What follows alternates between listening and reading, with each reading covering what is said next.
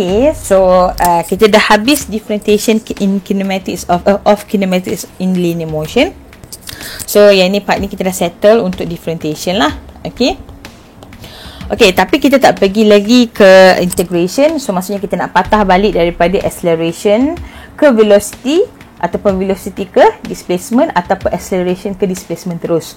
So seperti previous example, okay, saya dah terangkan, okay, kenapa area under the graph bila kita integrate dia ada kaitan dengan area under the graph.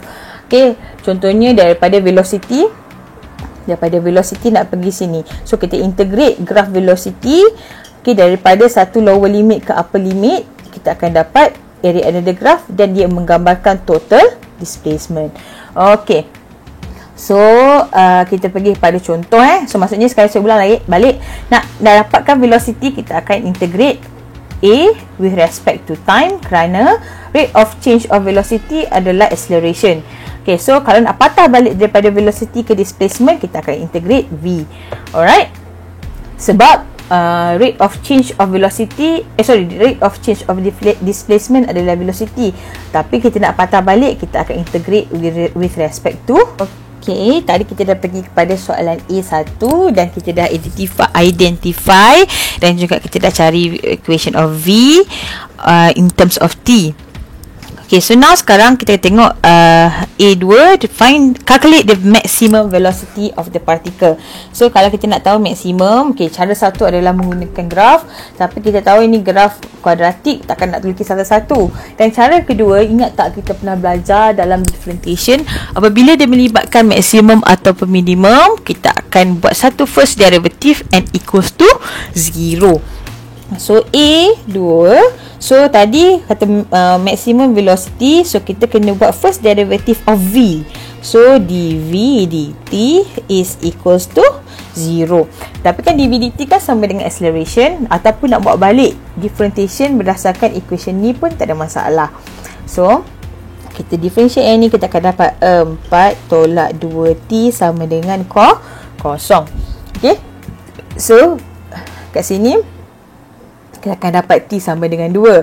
Okay, so pada masa T is equals to 2 second, so kita akan dapat maximum velocity. Maksudnya hal laju yang paling maksimum bagi partikel tu. Tapi yang ini baru time, so kita kena masukkan lah dalam V is equals to 4. Okay, 2 tolak 2 kuasa 2 tambah 4, so kita akan dapat 8 meter per second. So bila kita lukis graf, dia akan lebih kurang macam ni lah. Okay, dia akan lebih kurang macam ni. So kat sini sama dengan 8. Okay, dia punya V. So yang ni lah maksudnya. Okay, alright, so A2 dah settle. Okay, B dia kata, okay, find the possible values of T when the velocity of the particles, okay, velocity of the particles is equal to 7. So maksudnya V sama dengan 7. So kalau tahu V kan, equation V kan dah ada. So bila masa velocity tu sama dengan 7 pada waktu yang keberapa ataupun waktu second yang keberapa. So kita buat 4t tolak, okay, t kuasa 2 tambah 4 sama dengan 0. Okay, so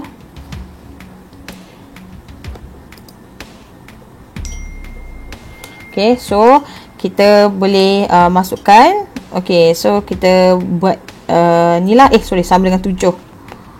Okay, so kita masukkan. Boleh lagi kita buat negative t squared plus 4t. Okay, minus 3 sama dengan 0. So kita buat factorization lah, sama dengan 0. Okay, so dia akan jadi kat sini, kita factorize, kita akan dapat t tolak 1 dengan t tolak 3.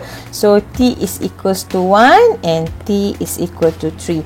So maksudnya ada dua masa apabila velocity itu akan capai ke 7 meter per second.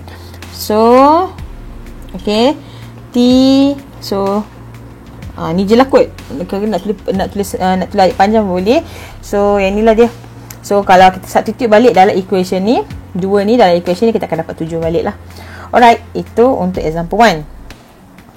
Kita buat example 2. Okay, a particle moves along a straight line through a fixed point of 12 meter per second. The acceleration at the t seconds after passing through 0 is given by a is equal to 4 minus 2t.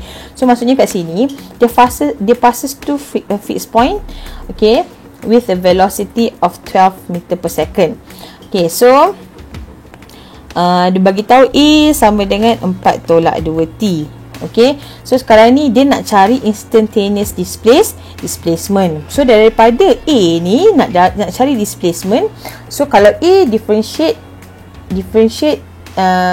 dA dt, kalau integrate A, kita akan dapat V, kan? So maksudnya V sama dengan, okay, 4t tolak 2t squared divided by 2 plus c. Tapi dia cakap kat sini move along a straight line and passes through fixed point 0. So maksudnya dia bermula when t is equal to 0, V dah sama dengan 12. So V sama dengan 12 when t is equal to 0. So y-intercept dia adalah 12. So V sama dengan 4t tolak t squared tambah 12. Okay, tapi dia nak yang ini dia nak displacement. So displacement kena integrate lagi sekali V. So S sama dengan, okay, kita integrate V with respect to T, kita akan dapat displacement. So S sama dengan 4T squared divided by 2 minus T cube divided by 3 plus 12T plus T. Okay, so sekarang ni dia kata dia start daripada fixed point O. So maksudnya when T is 0, so C pun 0. So maksudnya kat sini C dia sama dengan kosong lah. Yang ni kosong sebab dia cakap at fixed point O. So dia akan jadi S sama dengan T squared, 2T squared minus T cube divided by 3 plus 12T. Tapi tak habis lagi, dia suruh kita cari at time T. At T is equal to 3. So S sama dengan, so masukkanlah waktu yang ke 3 saat. So okay, masukkan. Okay, so kita gunakan calculator, kita akan dapat S is equals to 45 meter. So kalau kita tulis explanation sikit, at T is equals to 3, S is equal to 45 meter from a fixed point. So ingat kalau displacement kita mesti refer kepada fixed point. Okay, alright. So yang ni B, ni A1.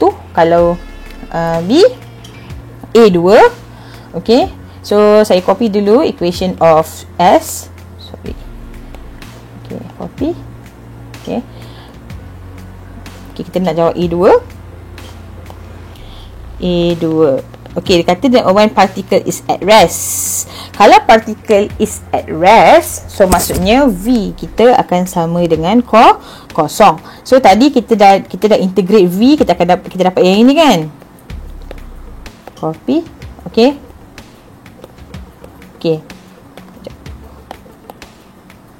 Okay, so kita dapat yang ini. Cumanya bila kata particle is at rest, so V is equal to 0 for T minus T squared plus 12. Okay, so kita yang ini kalau nak solve nak dapatkan T bila particle itu tengah pegun. So kita akan dapat kat sini bila T tambah 2 and then T tolak 6. So kita akan dapat T sama dengan negatif 2, T sama dengan 6. So yang ni rejected lah sebab time tak boleh negatif. So T sama dengan 6. Tapi kita nak S, kita nak displacement bila partikel ni at rest. So masukkan 6 ke dalam S.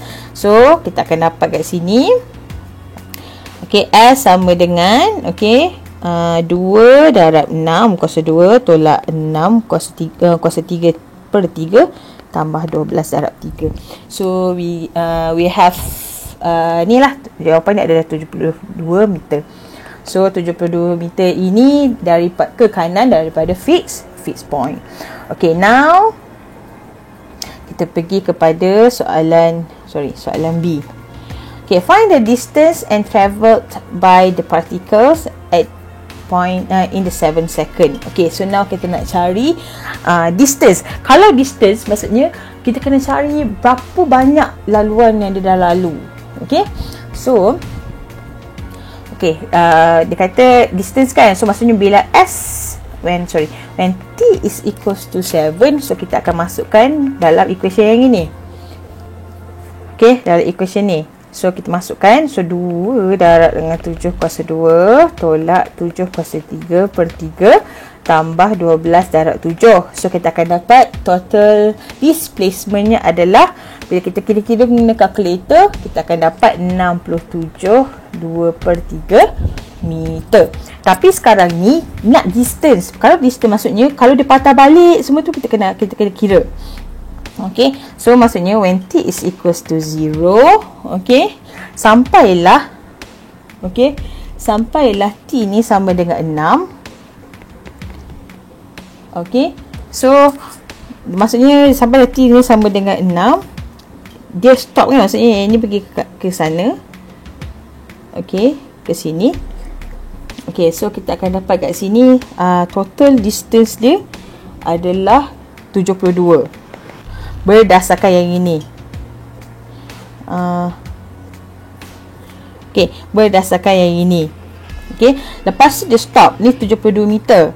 Lepas tu daripada t sama dengan 7, okay, kita akan dapat 67 2 per 3. Maksudnya kenapa daripada 72 jadi yang ini? Maksudnya dia tengah patah balik. Bila t sama dengan 7, okay, bila t sama dengan 7, okey, partikel ini dia patah balik.